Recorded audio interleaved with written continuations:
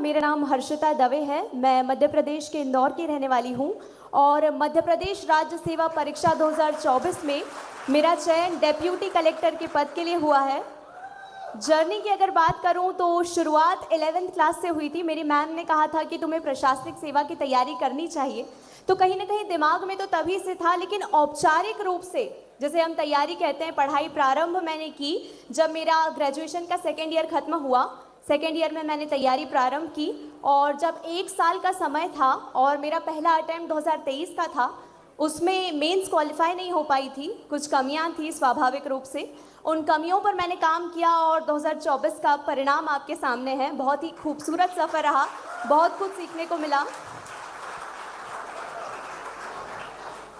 आपको एक चीज पता है, हर्षिता ने 2.5 साल की एज में डिबेट करना स्टार्ट कर दिया था।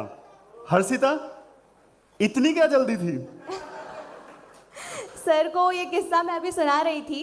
एक बहुत बड़ा प्रोग्राम था, कार्यशाला थी, उसमें राष्ट्रबंधु जी ने पूछा कि कोई बच्चा है जो मंच पर आकर कविता सुनाना चाहेगा।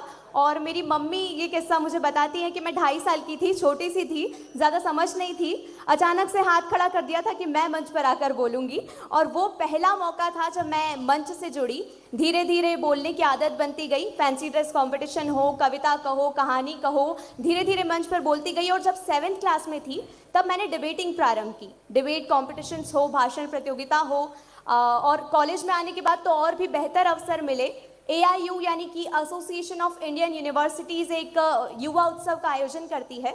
युवा उत्सव में मैंने 2 विधाओं में, वाद विवाद और भाषण, दोनों विधाओं में एक ही साल में गोल्ड मेडल प्राप्त किया। और छात्र संसद में,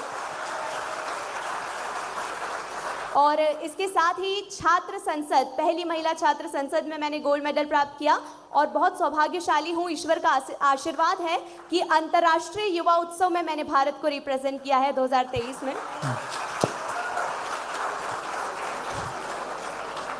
देखो, कुल मिला के हर्षिता उन बच्चों में थी जिनको लेके दूसरों के घरों में ताने मारे जाते थे कि हर्षिता तो सब कुछ करती है, तुम क्यों नहीं करते, है ना?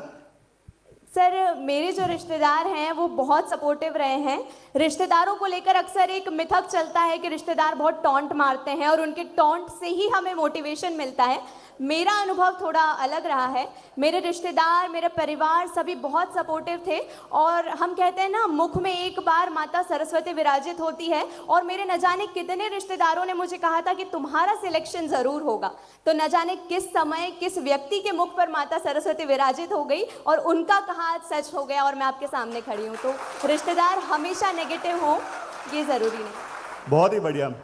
अच्छा, एक बात बताओ, क्या बदल गया सिलेक्शन के बाद? जब से सिलेक्शन की न्यूज़ आई है उसके बाद का एक्सपीरियंस कैसा रहा? सर, जब रिज़ल्ट आया उसके पहले मैं 25 की मेंस की तैयारी कर रही थी। बहुत अनप्रिडिक्टेबल होता है कि क्या होगा, कैसे होगा। जब हम तैयारी शुरू करते हैं तब हमें खुद अंदाज़ा नहीं होता है कि ये तैयारी हमें किस मोड़ पर लाकर छोड़ेगी और किस मोड़ पर लाकर खड़ा कर देगी। बहुत खूबसूरत सफ़र होता है, किसी का लंबा होता है, किसी का छोटा होता है। लेकिन ये मैं आपको दावे के साथ कह सकती हूँ कि PSC की तैयारी आपको पद दे या ना दे, लेकिन आपको एक बेहतर इंसान ज़रूर बनाएगी। क्योंकि मुझ में मैंने बहुत परिवर्तन देखे हैं।